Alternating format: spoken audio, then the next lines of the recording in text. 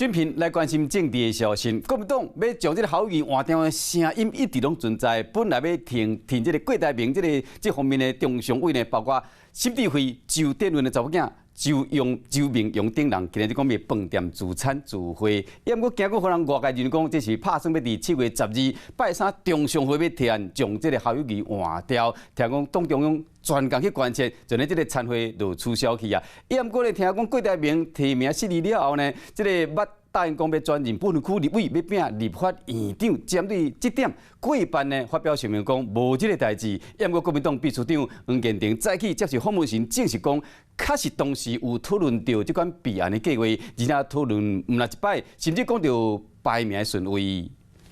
参动物活动展现亲切感，动物用品店盛大开幕，校友仪和现场的动物热情来互动。也不过这摆党内有原有要将校友仪换掉的声音。面对2024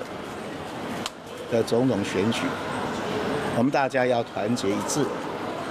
重返执政。听过中常委包括新智慧、周典伦的查某囝周明阳、尤家富，也阁有范生莲。原本今仔日中昼会伫咧天成饭店食饭，也毋过就惊洪政委讲是咧准备这礼拜三伫商会典馆提议将校友仪换掉的方案，传出去互党中央来关心，就取消参会。3月12号那天，